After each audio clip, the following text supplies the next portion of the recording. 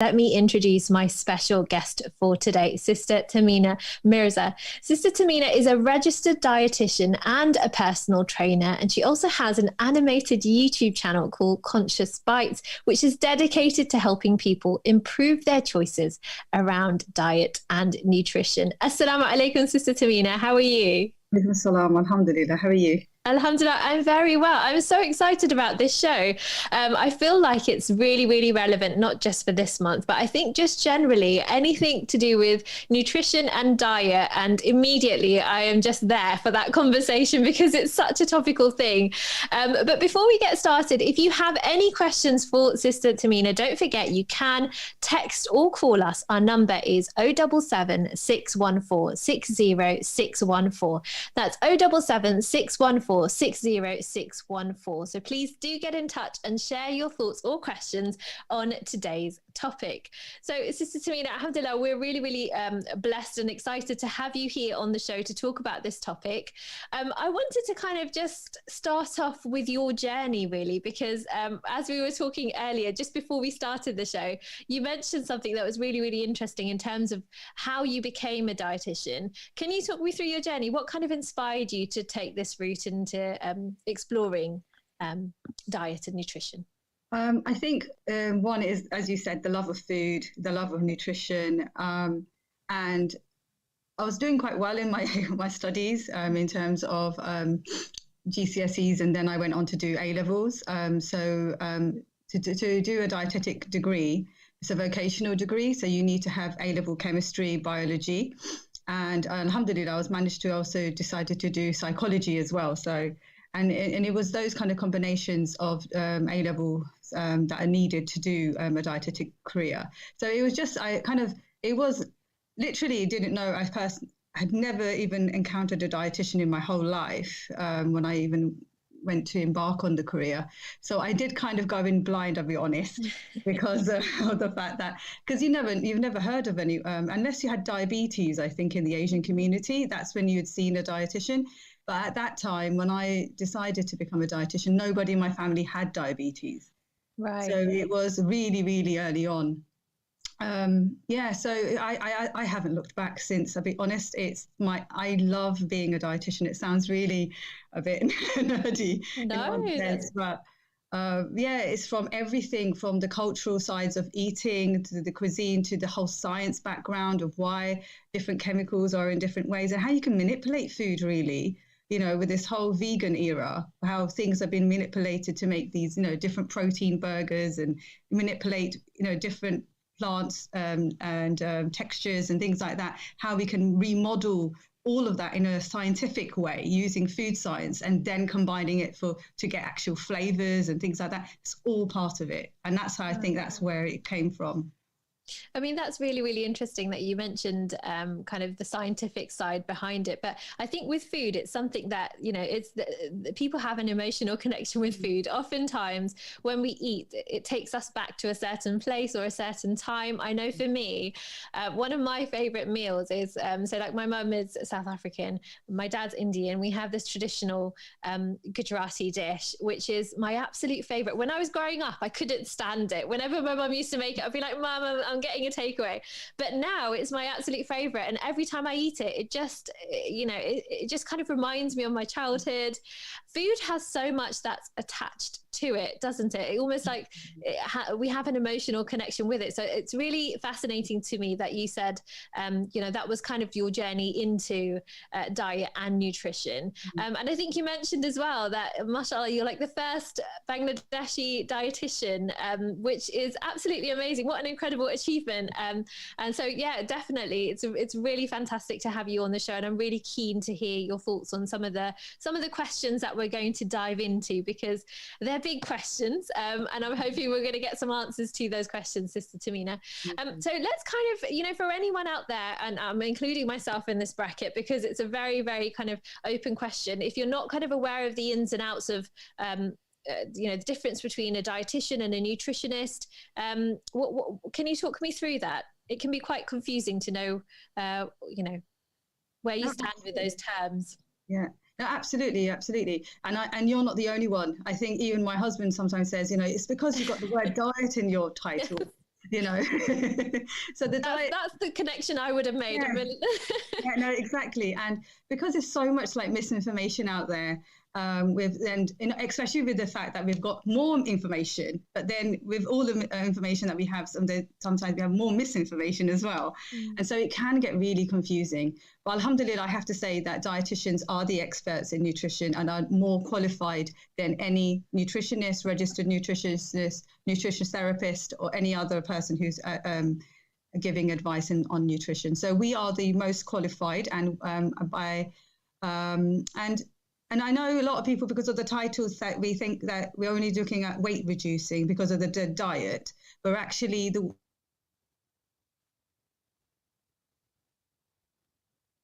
nutrition therapist or any other person who's giving advice on nutrition. So we are the most qualified, and and I know a lot of people, because of the titles, that we think that we're only looking at weight reducing because of the diet, but actually that's actually a Latin word, the dieta, and it means a way of life. So really what dietitians do is that we look at, as I said, the science behind everything, we process everything, and then we're the health professionals who are qualified to actually assess, diagnose and treat dietary and medical conditions, if it's a nutrition on an individual and a public level, both for prevention and acute and in chronic conditions. So we work on the hospitals, we can work in the community, we can work freelance, like myself, I work in private practice. We can do all of that in terms of some prevention work there, like media work, research work, all of that is prevention, education, sports.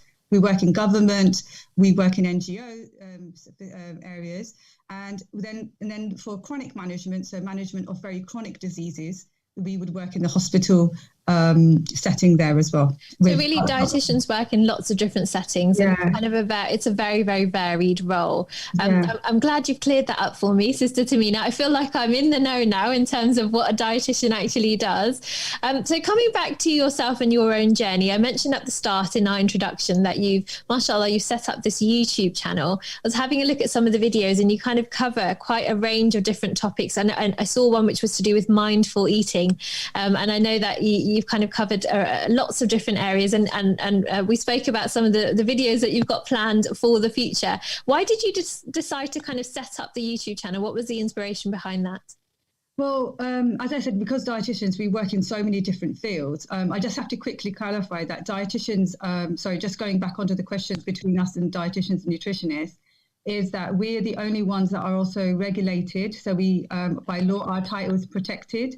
So whereas registered nutritionists or just nutritionists, they're not regulated or protected.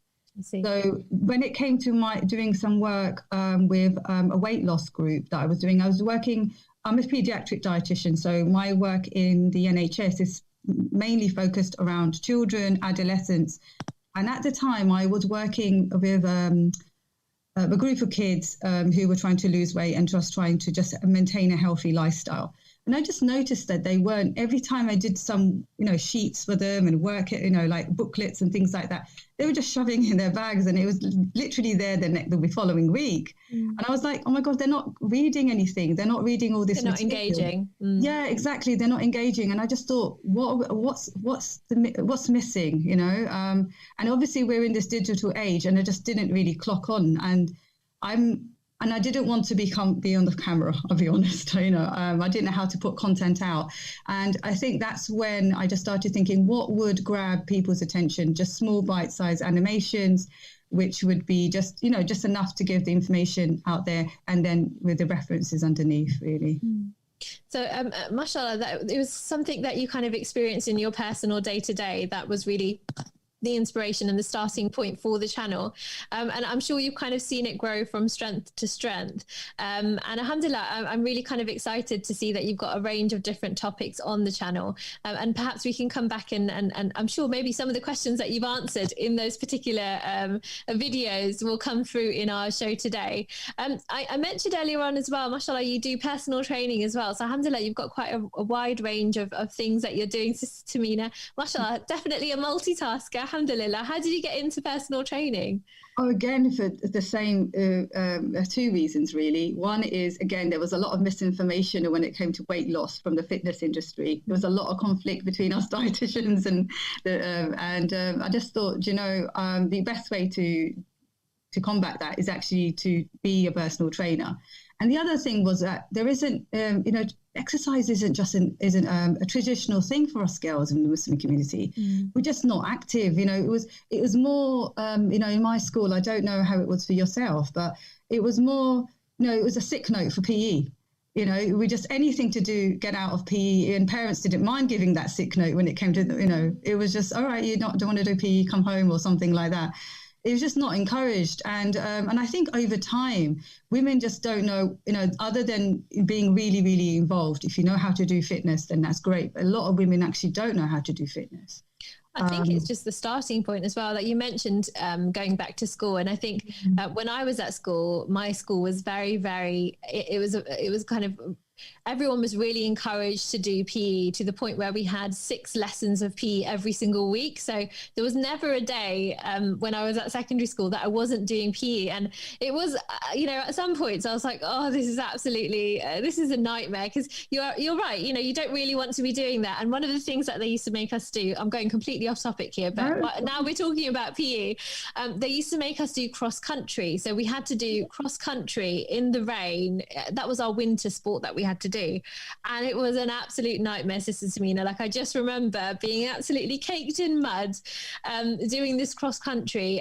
But I speak about it with my daughter now, because she's not fond of PE. I mean, she's quite sporty, mashallah, but she's not fond of PE. And I said, Mummy had to do 6 lessons of PE a week. You only have to do it once a week. But I definitely think a lot of our ideas and our feelings towards exercise and nutrition does stem from what things were like when we were children, from school days or from our childhood. Have you found that yourself as well? Yeah, absolutely. And it is because of the fact that it was the changing rooms and looking at, definitely, whole, being around other, girls and things like that. It really shapes our viewpoint of how fitness is. Accessing gyms, personal trainers and all of this kind of stuff. And it really, really does kind of not traumatize people, but it brings us, takes us a step back rather than a step forward towards, being a little bit more active. And I think that's where I've noticed that a lot of sisters who I was helping with achieving their dietary goals. So they were losing weight because of the fact that they changed a lot of their food, but they weren't active. And I wasn't able to, I would signpost them to lots of different places, but they would come back saying, no, I don't feel comfortable and all of that kind of thing. So it was just to really, really branch out and help other sisters, really. Alhamdulillah, I managed to do that both now. I think that's the key thing, is that you mentioned their access, and I think that's something I've noticed in my own journey. I can't say that I've been the most active really, but over the years, but I think there comes a point where you realize I need to be able to, for myself, it was the fact that I need to be able to keep up with my daughter. If she's racing ahead, I want to be able to catch up with her. And I think that was a turning point for me to realize that actually I want to get more active. But when I started searching in my local area for women's only classes or gym kind of spaces for women, it was very, very difficult to find anything that was catered to women. And I think that's one of the hurdles that we face as Muslim women, is the fact that there aren't a lot of so I'm in South London, there isn't a great deal of, a huge amount of women's only classes, or if there is, there's no guarantee that it's going to be comfortable enough, in terms of, to the standard that we're hoping it will be. And that was definitely something that I noticed that was really problematic. And with personal training, I think one of the hurdles can be that it is a little bit on the pricier side. So what we ended up doing was getting a group of us together. So I currently do boxing, which I'm really, really enjoying. Yes, alhamdulillah, I've really enjoyed that. So we do boxing once a week, and then we've got a group of sisters, and then we also do personal training once a week as well. But you have to kind of find ways and means to be able to do that. So I think it's absolutely amazing that you're offering personal training for sisters, because I think there's such a big need for sisters to find trainers that are able to kind of understand understand some of the struggles that they go through. Not everyone's going to feel comfortable working out in the park, or you know, it's a struggle even just finding modest sportswear that you're able to wear that is not going to kind of, you know, make you feel really overwhelmed or stressed out, or there are so many things to think about. Yeah, no, absolutely. And I think those are all the barriers that you've said really put so many people off. Yeah. And yeah, I agree. And sometimes I find the timings of some of the facilities that are there for women can be such ridiculous times. Yeah, like how am I supposed to go at 8 o'clock in the evening to go to a swimming pool? I really don't get that one. I found that too, because we have got swimming, which has just started up for sisters in the local area, which I think is absolutely amazing. But the timing of it, sometimes you're not allowed to bring your children with you. So it's just for sisters, which I understand, because then it becomes like a splash pool basically for the kids. That's great, but it does mean then you have to organise childcare, you have to think about all the other things, and it's just very, very difficult. So I think sometimes it's easier just to think, well, you know, I'm not going to be able to do anything. I'll do a home workout, which doesn't always work out really. But I think you've raised some really, really key points there, Sister Tamina, with regards to accessibility and with women feeling like they're comfortable enough in their own space to be able to do exercise. And I hope, inshallah, in the future, we're going to see lots more female personal trainers, hijabi personal trainers, just women in the fitness industry. Like, I feel like that definitely is much, much needed. I want to kind of dive in and talk through some of the common questions that I feel like everyone asks.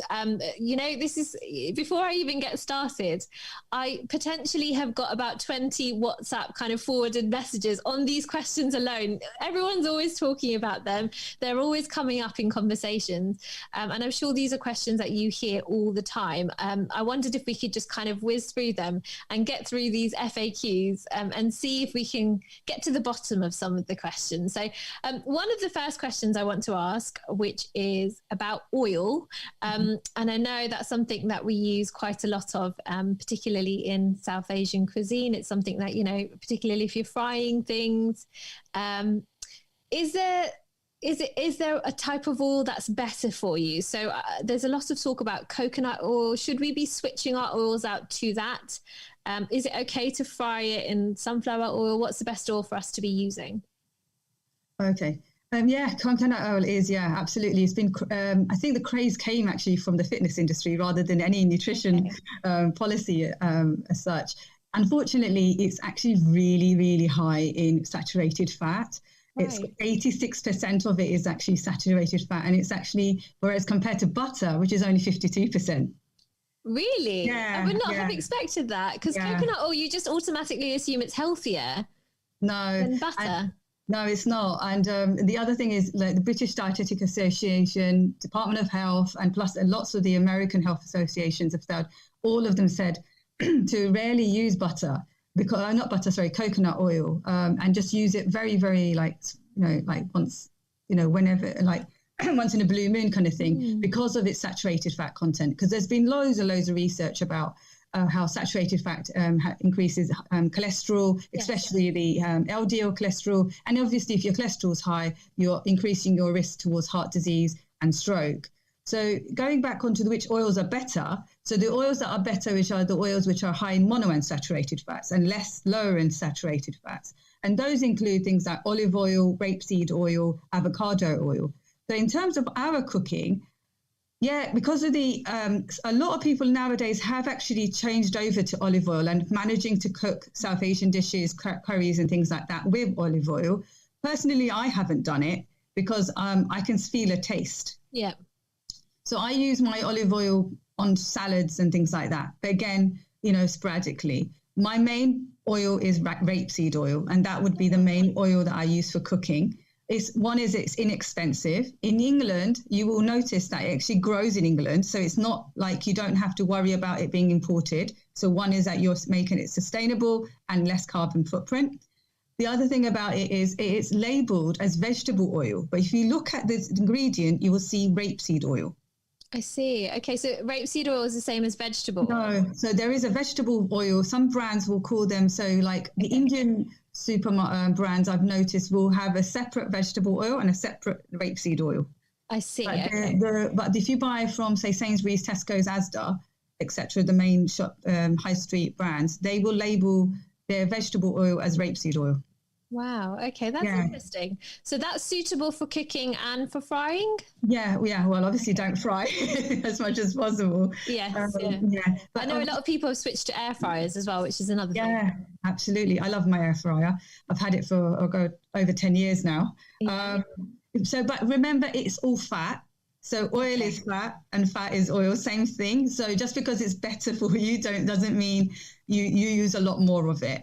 So on a rule, we would say cut down as much oil as possible, probably using 1 to 2 tablespoons of oil per dish.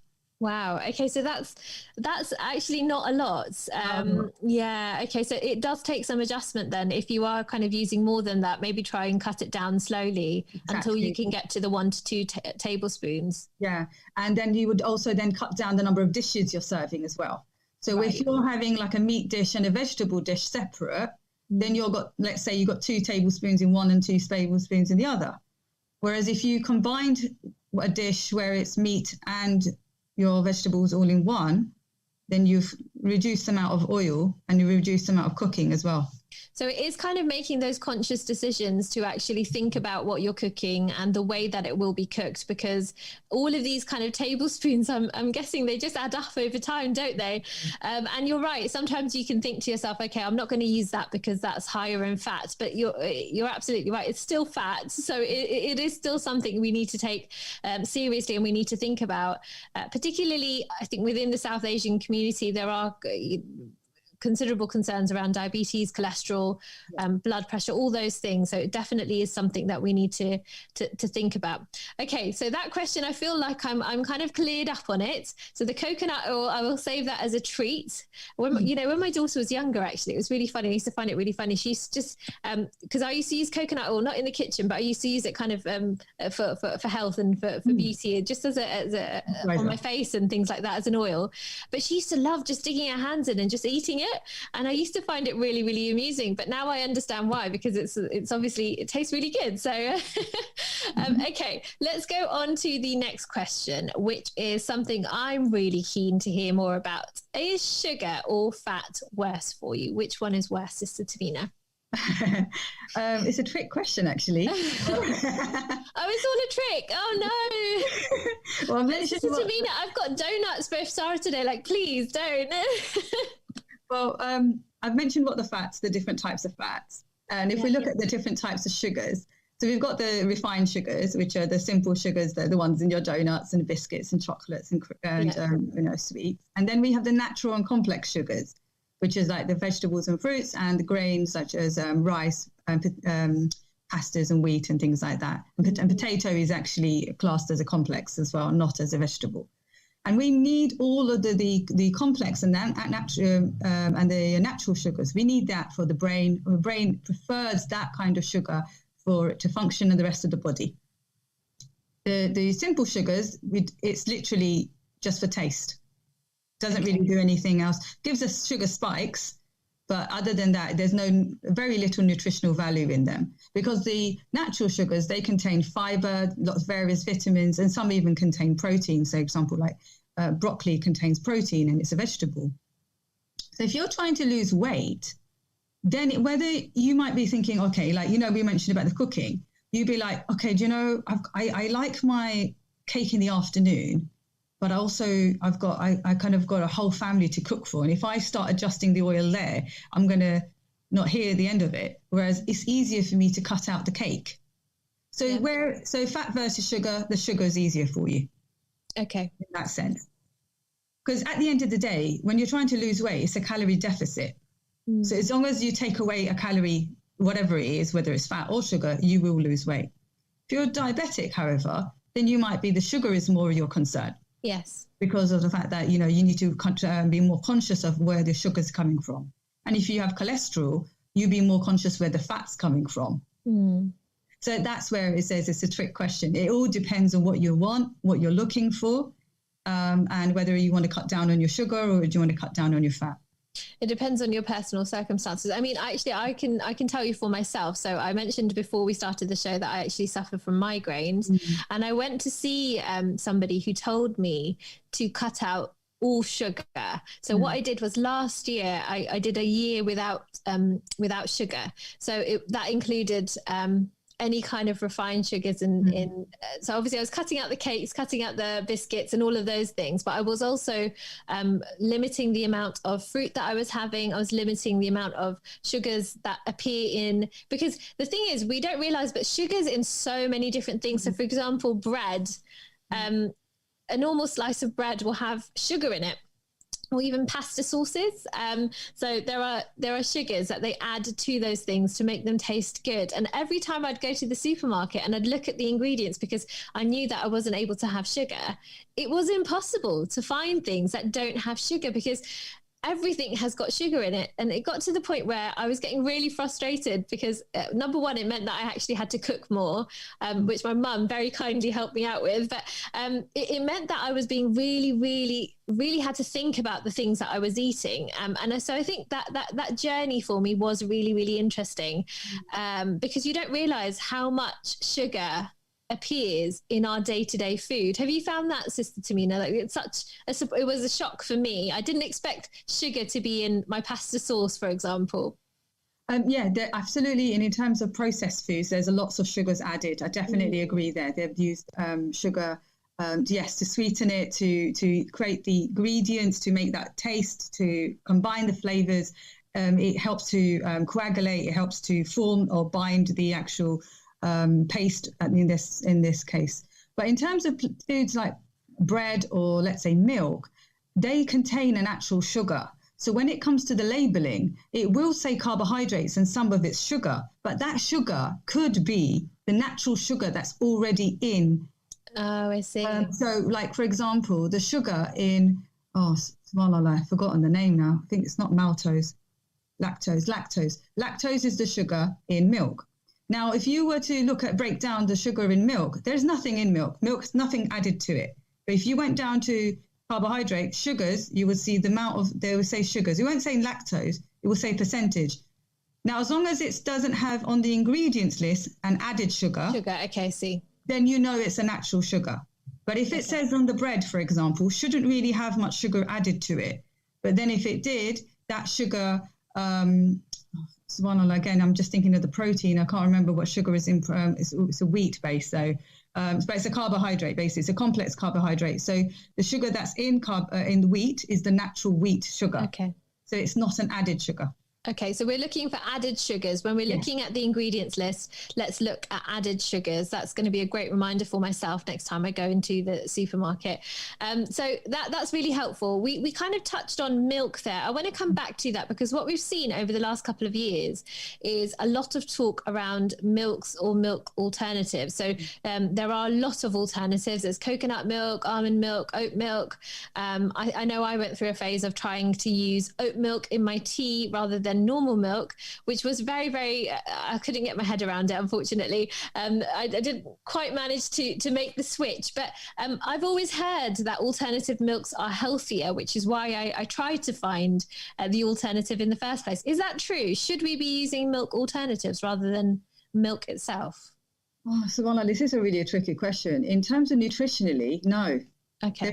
There's no absolute benefit in the alternatives unless you've got a milk allergy or you have a lactose intolerance where you can't have cow's milk. So you have to have a cow's milk protein allergy or a lactose intolerance. And cow's milk protein allergy we see in babies. So you could have that as an adult, rare, but you can, I suppose. And either if you've personal choice, ethical choice, but that you want to change over from a cow's milk to a milk alternative. These milk alternatives, what they are mainly geared for the vegan market. They're not geared out for just the general market. And you think that they're the same as in nutritional capacity. If you compare the nutrition of, let's say, an oat milk or an almond milk or to a cow's milk, they're not the same. Mm. So they often lack a lot of vitamins, protein, so they have to then be fortified with calcium and vitamin D. I see. Okay. And the organic ones and the barista versions are not even fortified. Wow. Okay. Yeah. And the only ones that have protein in them, which is very similar to cow's milk, is soya milk and pea milk. Okay. Yes, I have seen those as well. So we have to be really careful in terms of the types of alternative milks that we're having, and to do our kind of research behind it and see which ones would be best, most appropriate. So that's really helpful for me. So Sister Tamina, let's kind of touch on something which obviously is relevant in terms of the month of Ramadan and beyond. I know that there's a lot of talk. Actually, one of my colleagues does this, which is intermittent fasting. There's been a lot of talk on social media about intermittent fasting. And how that can be really beneficial in terms of your health. Is that the same thing as Sunnah fasting? Can you clarify that for us? So intermittent fasting is like taken off for the last 10 years. And yeah, you're right. Absolutely. A lot of people get confused with intermittent fasting and the Sunnah fasting. And we know that our Sunnah fasting is a dry fast, which is basically no food and drink all day. Right. And the intermittent fasting is different for different people. So there is no standard level of restriction. I'll say the most common one is that you restrict for a certain number of days. So, let's say they do 2 days a week. So you can do intermittent fast for 2 days a week. But then within those 2 days, when you're the day you're on your fasting, you're still allowed water. You're still allowed some sort of fluid. And then when you are allowed to eat, wherever the time frame is, it's a calorie restriction. So you might be a calorie restriction between 500 to 1,200 calories. So 500 calories is really, really, really low. We'd never advise that, but I'm just saying that some of them do. Whereas if we compare that to our Sunnah fasting, we are doing a complete dry fast. So there's no food and drink. So our gut is actually getting a complete rest. Whereas they're not getting a complete rest. And then we don't have that calorie restriction when we start to eat. So essentially what we're looking at data. So if we look at data for comparing looking at fasting, we need to be very careful. Are we looking at intermittent fasting or Ramadan fasting? So if you want to look for the benefits, look for Ramadan fasting, I'd say, rather than intermittent fasting.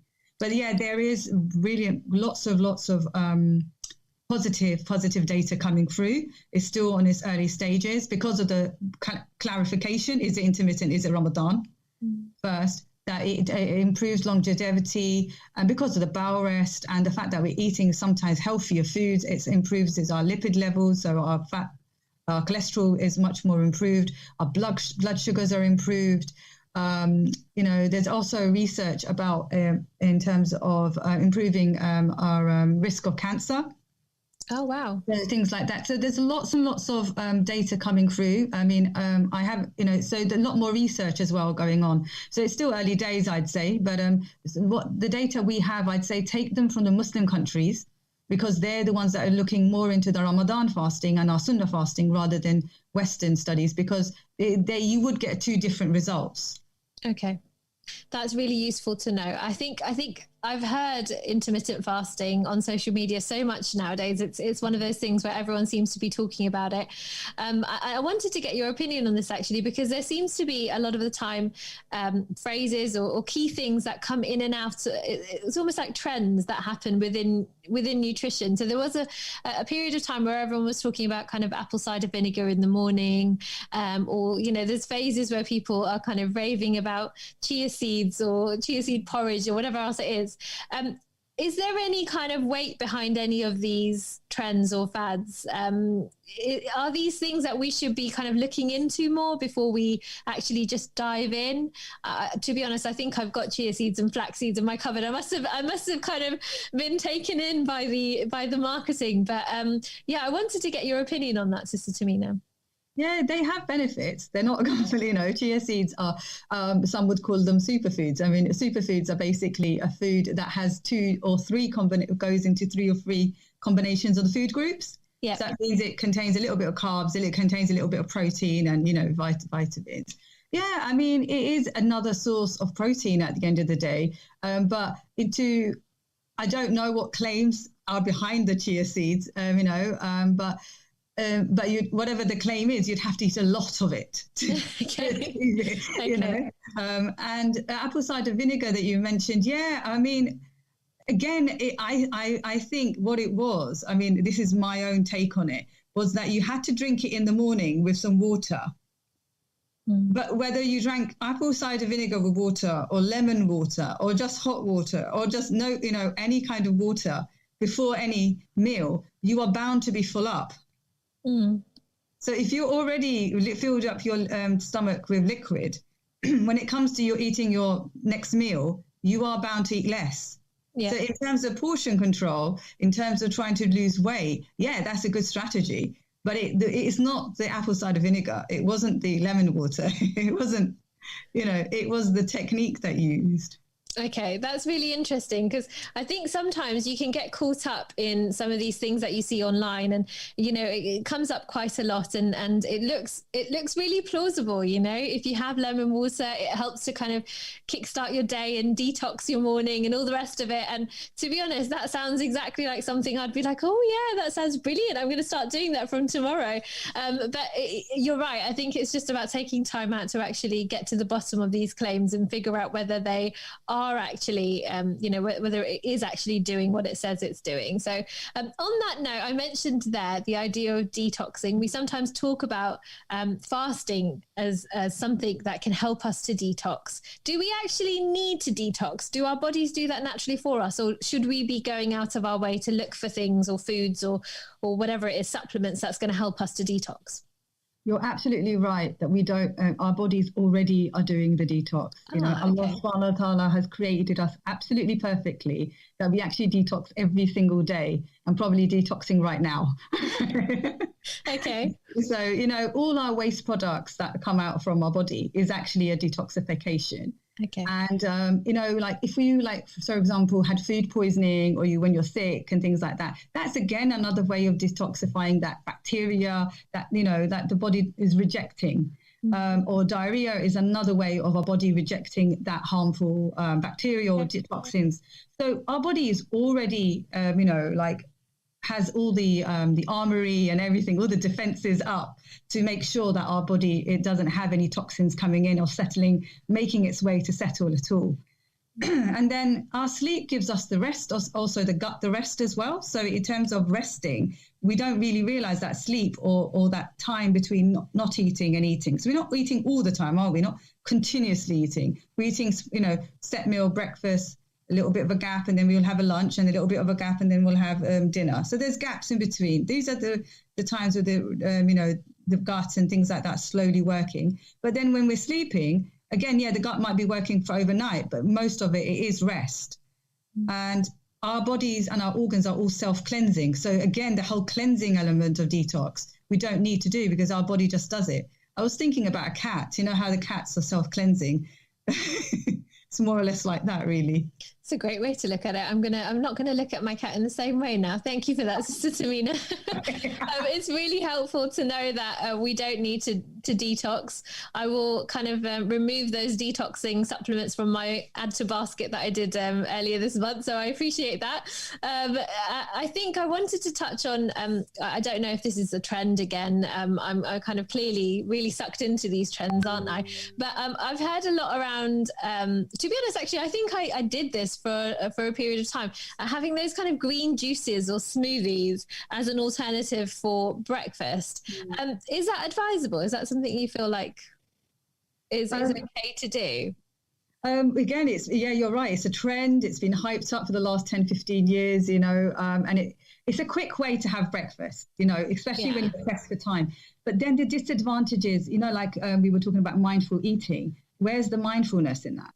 Where are you actually being present during the breakfast time? Where are you contemplating? Where are you giving shukr to Allah subhanahu wa ta'ala for sustaining you? You're not able to do that if you're mindlessly drinking something just to tick the box. I've had a breakfast. The other problem about this is my own personal take about smoothies and juices, is that most often the recipes that are out there that a lot of people promote, they will have food groups missing. So they'll have the vegetables, because let's say it was a cucumber juice. They'll have the milk, but they won't have any carbs. So it's not complete meal. So the carbs are missing. So you could, for example, add oats or sugar-free granola or a muesli to make that complete. And then the other thing is, you know, the milk that they use, they are sometimes use milk alternatives like almond milk and hazelnut milk and things like that. But because there hasn't got any protein in it, then they're compensating the protein by adding the chia seeds and the peanut butter and the whey powder. But if you had just added milk or just yogurt, then you wouldn't have to compensate. So it's like doing extra work and making it. So really, breakfast, whether it's smoothie, I would say then just go for it. If you're going to make a smoothie, have either oats in it, some muesli, or some sugar-free granola or sugar-free muesli. Combine that with milk, yogurt, or your alternative if you are allergic, let's say, or you don't like milk. Then top that with your fruit or your vegetable, and that's a complete one. Okay. You know, so that way. And if you wanted to add in your honey, your chia seeds, and all that, that's up to you. That's all taste. But you've got your protein there already. You've already got your carbs there. You've already got the vegetables, so the fruits, or the minerals. You've already got it combined. It's just about kind of getting that balance and making sure that you're you know, kind of ticking all those boxes in terms of what a breakfast should look like. That's really useful. I want to touch on, you mentioned earlier on that your focus has been kind of around children and teens in terms of advising them about diet. Let's talk about some questions. This is basically for me as a mum. I'm really keen to hear the answers to these questions, Sister Tamina. Let's kind of focus on some questions around kids and eating, because that is a really, really big thing. I mean, I'm going to start with the question that I'm sure you get asked the most. How do you get your kids to eat vegetables? It is sometimes a little bit of a struggle getting them to kind of eat the vegetables on their plate. They'll happily eat around the vegetables. They'll eat the chicken or the meat or whatever it is, and the vegetables are the last thing that are sitting there on the plate. How do we get them to eat them? This is, again, it's a psychological question. I'd say, okay, or a question answer that it's more looking at how we have come to where we are now.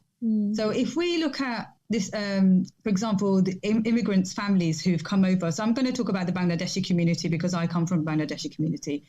So when we came over, most of the vegetables that were accessible were not our traditional vegetables. So when we grew up, we had to anglicize our cooking. So our cooking isn't what we traditionally would have eaten when we were back home. So in Bangladesh, the cuisine is much more vegetable-based and a lot more fish-based. Okay. But if you come over here, the meals are very much meat and chicken-based and very little fish and vegetables. And because fish has been always associated with having a lot more vegetables in it. So so I'm talking about the first generation, second generation, if they haven't been accustomed to eating lots of different vegetables, and foods like vegetables like asparagus and broccoli is not in our cuisine, it's not our cultural food, how do we then expect our children to eat them? Yeah.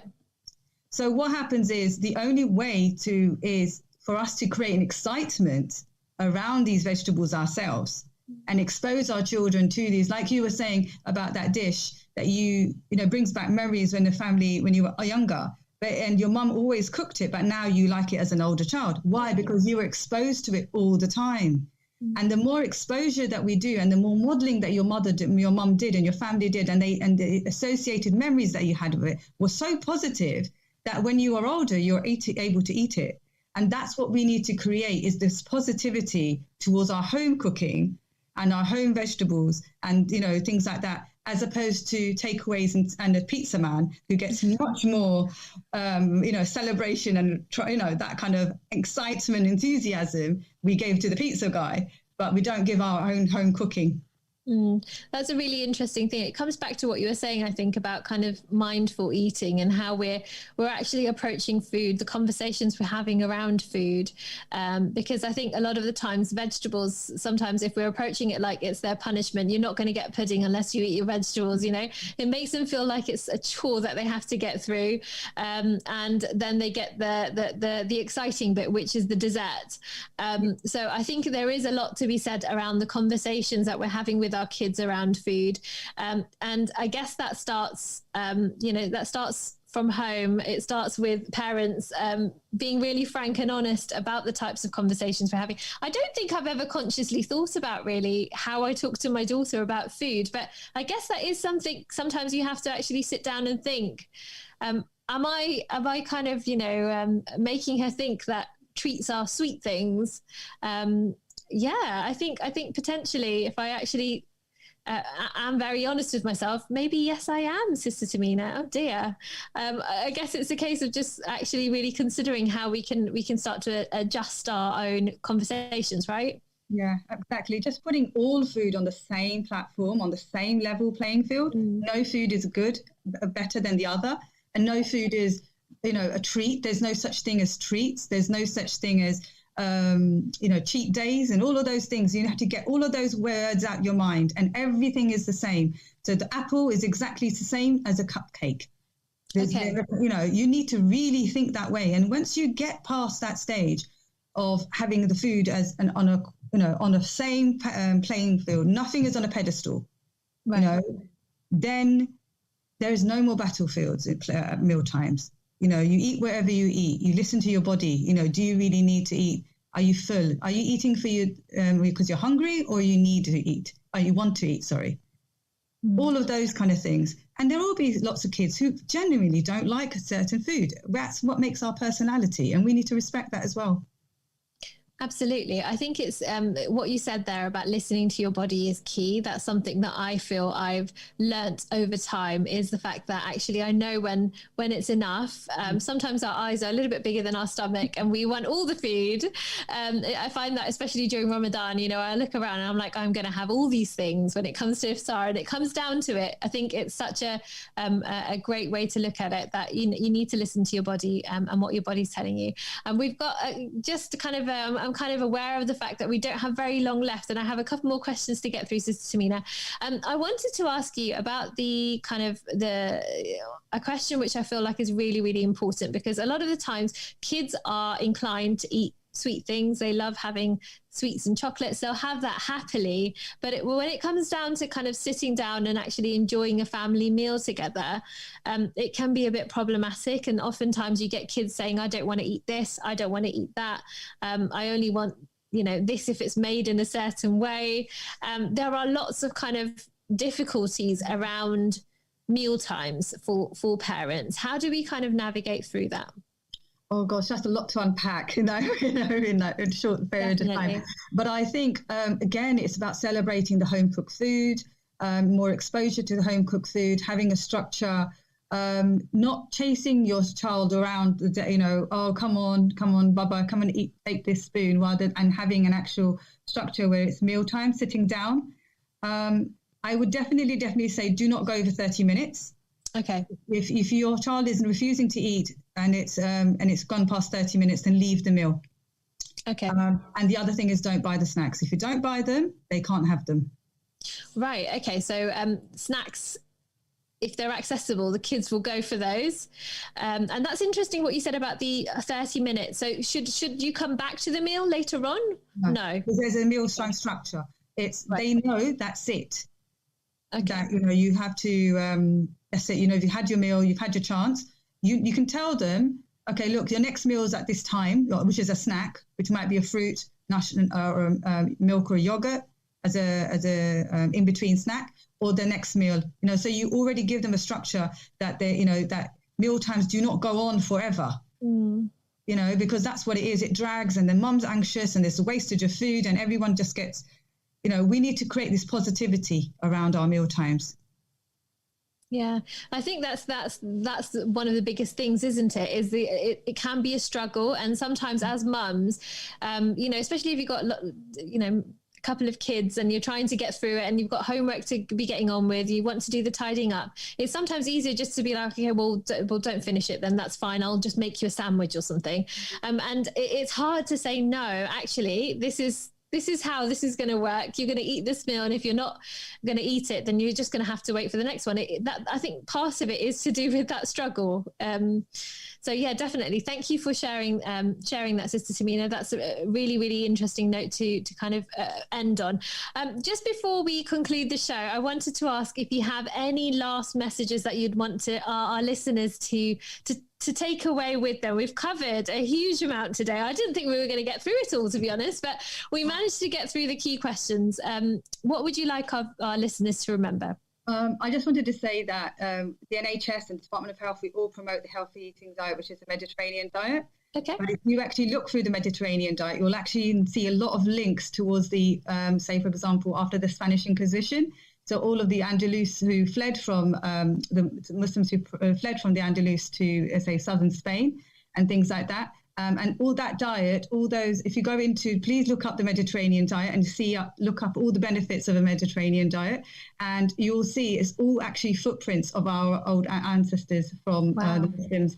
And it is, and that I'd say is very close to the Islamic diet as much as possible. And you'll see it's all about eating lots of fruit and veg, olive oil, reduce the amount of meat and saturated fats, eating a lot of fish, a lot of fresh stuff, and being active. Okay, alhamdulillah. So that's a really great note to end on, kind of looking into the Islamic diet, the Sunnah diet, the Mediterranean diet. I'm going to be Googling those things as soon as we get off this show, Sister Tamina. I want to thank you so much for your time. And it's been an absolute pleasure having you on the show. And I think I've definitely learnt a huge amount. So Jazakallah khair for joining me today. And I want to thank all of our listeners. Thank you for joining myself and my guest for today, Sister Tamina Mirza, for this discussion on nutrition. I'm, of course, back tomorrow at 12 o'clock for another discussion. So please do tune in and stay tuned for more great shows live here on Ramadan